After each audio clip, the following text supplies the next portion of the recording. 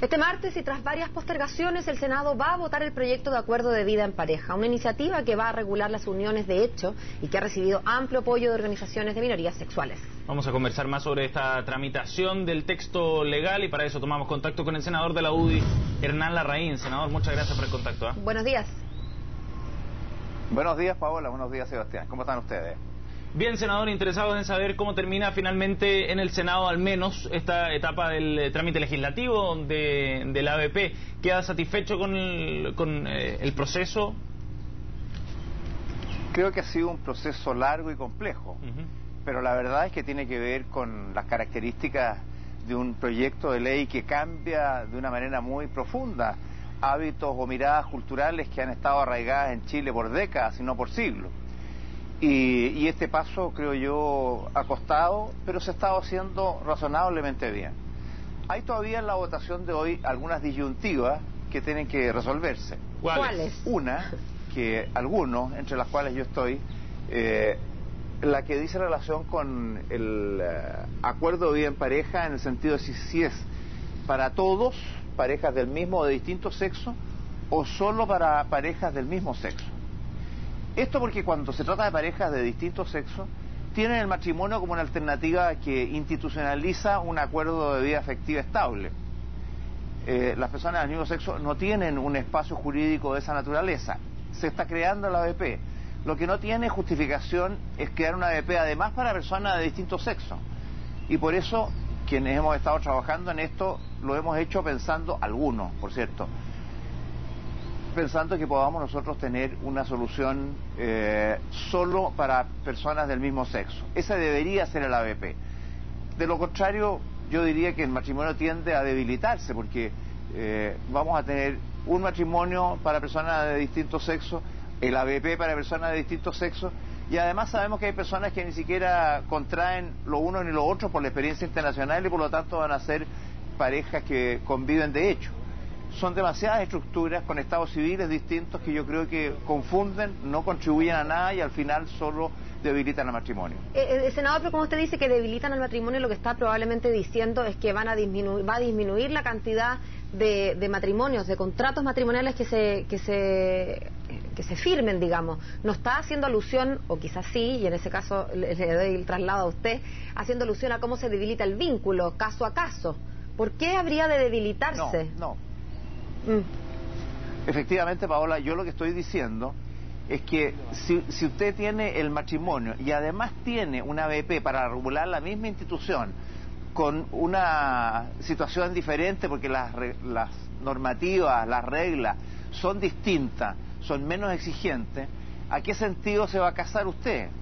Porque si tiene la misma institución o una parecida, pero con reglas más light, más livianas, no tiene mucho sentido. Entonces ahí es donde no se justifica, a lo mejor no se justifica el matrimonio, entonces terminemos con el matrimonio si realmente queremos hacer una cosa más light. O a lo mejor pero se si justifica queremos el matrimonio para todo el mundo. Ha sido históricamente, entonces dejemos el ABP afuera.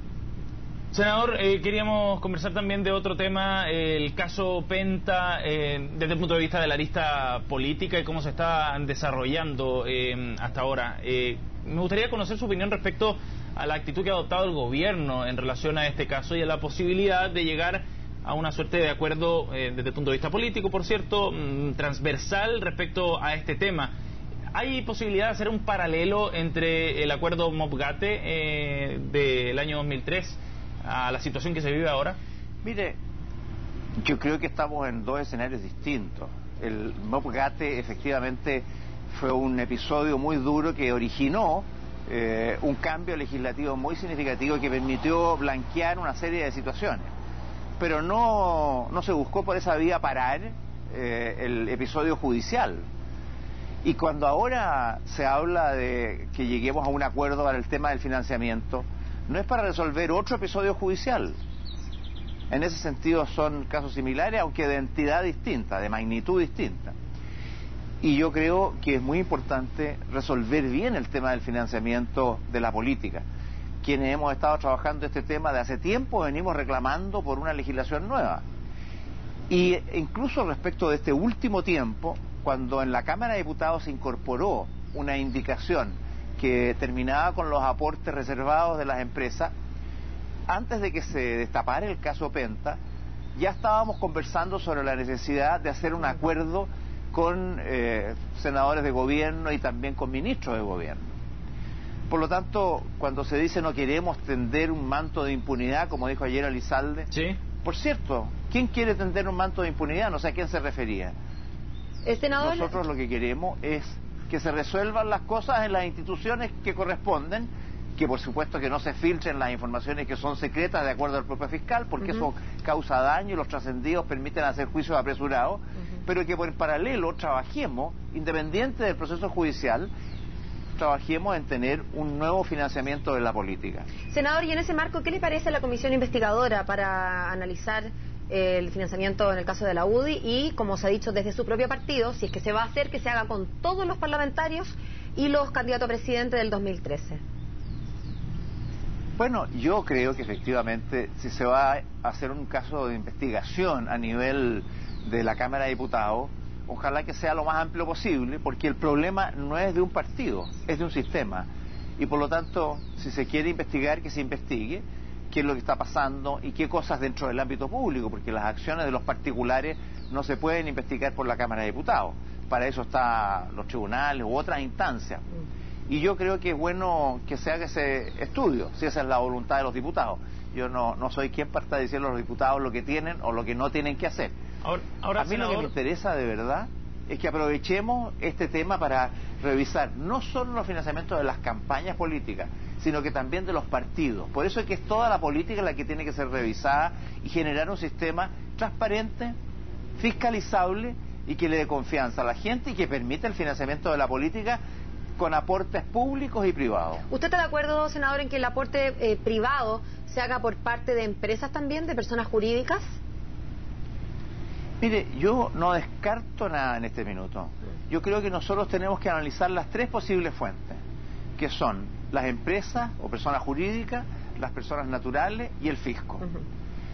Si uno suprime las empresas y lo deja radicado en las personas naturales, eso también tiene inconvenientes o limitaciones, porque los candidatos que tengan más recursos personales van a tener más facilidades para financiar sus campañas, y normalmente quienes tienen recursos tienen redes con personas con recursos, mientras que pueden haber personas, candidatos siempre, que no tienen ni fortuna personal ni redes de gente con recursos. Entonces se va a producir ahí una inequidad. Ahí entonces algunos dicen, bueno, entonces que el financiamiento sea fiscal. Oye, si el financiamiento es fiscal, entonces lo que tenemos que hacer es cuidado, porque le estamos entregando todo al fisco y la democracia no puede depender solo de los aportes fiscales. Me parece que eso puede también ser comprometente. Y por lo tanto, yo en esto me iría con mucho cuidado y trataría de ver, por así decirlo, un mix, que veamos qué cosas podemos hacer aquí, qué cosas podemos hacer allá, y entrar sin prejuicio. Evaluemos los pros y los contras de los aportes reservados, los pros y los contras de los aportes de las personas naturales y los pros y los contras de los aportes públicos, para tratar de sacar lo mejor de eso. Y lo más importante, porque también es importante para nosotros, para los que estamos dedicados a la política, que tengamos autonomía, independencia en nuestras decisiones, que no hayan conflictos de interés y que la gente crea que eso es así. ¿Cómo se financia? Que sea transparente, que sea fiscalizable, de los mecanismos más variados, para además así no tener dependencia de nadie. La transparencia es clave en esta discusión, pues, senador. Muchísimas gracias por el contacto a esta hora con CNN Chile. Muy amable. Que tenga un buen día. Bueno, muchas gracias a ustedes. Hasta luego.